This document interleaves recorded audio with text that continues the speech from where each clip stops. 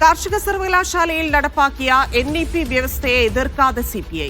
NEP പ്രകാരമുള്ള professor of പ്രാക്ടീസാണ് കൃഷിവകുപ്പിന് കീഴിലെ സർവകലാശാല നടപ്പാക്കിയത്. 2023 വിജ്ഞാപനം പുറത്തിറക്കിയ പദ്ധതി ഈ ഫെബ്രുവരിയിലാണ് നടപ്പിലാക്കിയത്.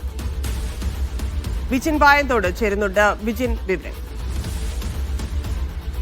അതായത് ദേശീയ വിദ്യാഭ്യാസ നയം നടപ്പിലാക്കുന്നതുമായി ബന്ധപ്പെട്ടാണ് ഈ PM ശ്രീയിൽ വലിയ എതിർപ്പ് CPI ഇപ്പോൾ ഉയർത്തിയിരിക്കുന്നത്. ഒപ്പം തന്നെ മന്ത്രിസഭാ യോഗത്തിൽ നിന്ന് വിട്ടുനിൽക്കാനുള്ള തീരുമാനം ഉൾപ്പെടെ എടുത്തതും അതിന്റെ ഭാഗമായിട്ടാണ്. ആ സാഹചര്യത്തിലാണ് ഇപ്പോൾ ഈ കാർഷിക സർവകലാശാലയിൽ കൃഷി വകുപ്പിന് കീഴിൽ മന്ത്രി P പ്രസാദിന്റെ വകുപ്പിന് കീഴിലുള്ള വകുപ്പിൽ NEP നടപ്പിലാക്കിയതായുള്ള വിവരങ്ങൾ ഇപ്പോൾ പുറത്തു വരുന്നത്. അതിന്റെ രേഖകളാണ് നമ്മളിപ്പോൾ നൽകുകയും ചെയ്തിട്ടുള്ളത്. കാർഷിക സർവകലാശാലയിൽ NEP നടപ്പിലാക്കിയതായുള്ള രേഖകളാണ് പുറത്തു വരുന്നത്. NEP പ്രകാരം പ്രൊഫസർ ഓഫ് പ്രാക്ടീസ്, അതായത് 15 വർഷം ഈ പ്രാക്ടീസ് ചെയ്താൽ പ്രൊഫസർഷിപ്പ് നൽകുന്നതാണ് NEP-യിൽ പറയുന്ന വ്യവസ്ഥ എന്ന് പറയുന്നത്. അതായത് അക്കാദമിക് യോഗ്യത പോലും ഇല്ലാത്തവർക്ക് 15 വർഷം ഈ കാർഷിക മേഖലയിൽ പ്രവൃത്തി പരിചയം ഉള്ള ആളുകൾക്ക് പ്രൊഫസർഷിപ്പ് നൽകുന്ന പദ്ധതിയിലാണ്, അതിന്റെ തീരുമാനത്തിലാണ് ഈ കാർഷിക വകുപ്പ് ഒപ്പിട്ടിരിക്കുന്നതാണ്. 2023 വിജ്ഞാപനം പുറത്തിറക്കി ഈ ഫെബ്രുവരിയിലാണ് പദ്ധതി നടപ്പിലാക്കിയത് എന്നുള്ളതാണ് പ്രധാനമായും കാണേണ്ടത്. ആദ്യഘട്ടത്തിൽ അതായത് കഴിഞ്ഞ വർഷം ഡിസംബറിൽ ഈ പൊതുവിദ്യാഭ്യാസ വകുപ്പിന് കീഴിൽ PM ശ്രീ പദ്ധതി നടപ്പിലാക്കുന്നതുമായി ബന്ധപ്പെട്ട വിഷയത്തിൽ വലിയ എതിർപ്പ് P പ്രസാദ് തന്നെയായിരുന്നു ഉയർത്തിയത് മന്ത്രിസഭാ യോഗത്തിൽ. ആ യോഗത്തിൽ P പ്രസാദ് പറഞ്ഞത് NEP അടിച്ചേൽപ്പിക്കുകയാണ്, അത് വർഗീയ അജണ്ടകൾ കേന്ദ്ര സർക്കാർ നടപ്പിലാക്കുന്നതിന്റെ ഭാഗമായിട്ടാണ് ഈ PM ശ്രീ പദ്ധതി നടപ്പിലാക്കുന്നത് എന്നുള്ളതായിരുന്നു. പക്ഷേ അതേ NEP ഈ P പ്രസാദിന്റെ വകുപ്പിന് കീഴിൽ നടപ്പിലാക്കി എന്നുള്ള വിവരമാണ് ഇപ്പോൾ പുറത്തു വരുന്നത്. അക്കാദമിക യോഗ്യത SFI സെക്രട്ടറി സഞ്ജീവ് ചെയ്യുന്നുണ്ട്. സഞ്ജീവ്, ഈ കാർഷിക സർവകലാശാലയിൽ ഇത് നടപ്പാക്കി എന്ന് പറയുന്നു. ഇപ്പോൾ എതിർക്കുന്ന CPIയുടെ മന്ത്രിയുടെ വകുപ്പിൽ തന്നെയാണ് അത് നടപ്പിലാക്കിയിരിക്കുന്നത്. ഈ വിഷയത്തെക്കുറിച്ച് ഇപ്പോൾ മാധ്യമങ്ങൾ പുറത്തുവിടുന്ന വാർത്ത മാത്രമാണ് അടിസ്ഥാനമായി അറിയാൻ കഴിഞ്ഞിട്ടുള്ളത്. കൂടുതൽ കാര്യങ്ങൾ അന്വേഷിച്ചറിയേണ്ടതുണ്ട്. അതിനെക്കുറിച്ച് അതിനറിഞ്ഞതിനു ശേഷം മാത്രമേ ആ വിഷയത്തിലേക്ക് പോകുന്നുള്ളൂ.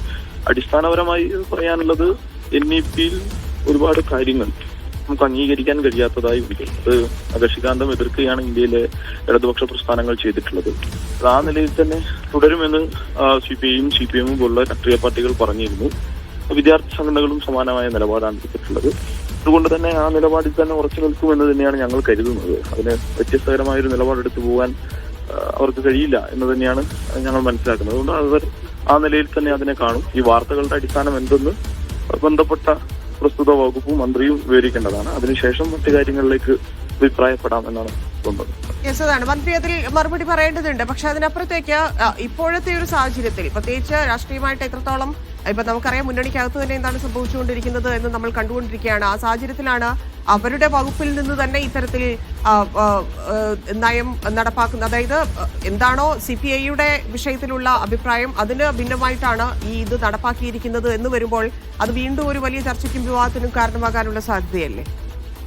സ്വാഭാവികമായി ഇപ്പോൾ അത് ചർച്ച ചെയ്യുകയാണ്. ഇപ്പൊ നിങ്ങളിപ്പോ ആ വിഷയം ഉയർത്തിയിട്ടുണ്ട്. ആ വിഷയത്തെ സംബന്ധിച്ച് എന്താണ് അങ്ങനെ ഒരു തീരുമാനം? ഇപ്പോ പ്രൊഫസർമാരെ താൽക്കാലികമായി നിൽക്കുന്ന പ്രൊഫസർമാർക്ക് പ്രൊഫസർഷിപ്പ്, അധ്യാപകർക്ക് പ്രൊഫസർഷിപ്പ് കൊടുക്കുന്ന NEP-യുടെ ഒരു പ്രധാനപ്പെട്ട കാതലായിട്ടുള്ള ഒരു നമുക്ക് അംഗീകരിക്കാൻ കഴിയാത്തൊരു ഭാഗമാണ് കാർഷിക സർവകലാശാലയിൽ നടന്നിട്ടുണ്ട് എന്നിപ്പോ വാർത്ത വന്നിട്ടുള്ളത്. അത് യഥാർത്ഥത്തിൽ ഒരു വലിയ വിഷയം തന്നെയാണ്. അത് ഏത് വിധത്തിലാണ് വന്ന് ചേർന്നിട്ടുള്ളത്, അങ്ങനെ ഒരു തീരുമാനം ഉണ്ടോ എന്നൊക്കെ അറിയാത്ത പക്ഷം നമ്മൾ ചാടിക്കേറിയ ഒരു അഭിപ്രായം പറയുന്നതിൽ യുക്തിയില്ല എന്നാണ് മനസ്സിലാക്കുന്നത്. ശരി, നന്ദി സഞ്ജീവ് പ്രതികരിച്ചതിന്. PS സഞ്ജീവാണ് SFIയുടെ സെക്രട്ടറി പ്രതികരിച്ചിരിക്കുന്നത്. ഇതെപ്പോഴാണ് നടപ്പിലാക്കിയത് എന്നതുകൂടി അറിയണം.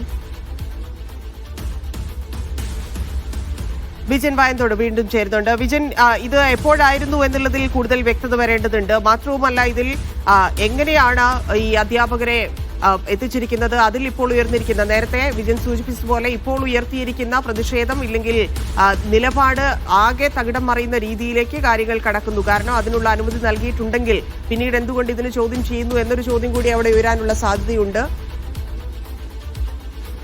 തന്നെ ഈ ഇക്കാര്യത്തിൽ അക്കാദമിക് യോഗ്യതയ്ക്ക് പകരം പ്രവൃത്തി പരിചയം മാത്രം പരിഗണിച്ച് പ്രൊഫസറെ നിയമിക്കുന്നതാണ് നിലവിൽ ഉള്ള പ്രൊഫസർ ഇൻ അതായത് പ്രാക്ടീസ് ഇൻ പ്രൊഫസർഷിപ്പ് എന്ന് പറയുന്നത്. അതാണ് ഈ വ്യവസ്ഥ. അതാണ് ഈ കാർഷിക സർവകലാശാലയ്ക്ക് കീഴിൽ നടപ്പിലാക്കിയത്. അതിന്റെ ഉത്തരവ് കൂടി ഇറങ്ങിയിട്ടുണ്ട്. 2023 ഇതിന്റെ വിജ്ഞാപനം കാർഷിക വകുപ്പ് പുറപ്പെടുവിക്കുന്നത്. അതിന്റെ അടിസ്ഥാനത്തിൽ കഴിഞ്ഞ ഈ മാസം ഈ വർഷത്തെ ഫെബ്രുവരി മാസമാണ് ആ തീരുമാനം നടപ്പിലാക്കിയത് എന്നുള്ള വിവരങ്ങളാണ് ഇപ്പോൾ പുറത്തു വരുന്നത്.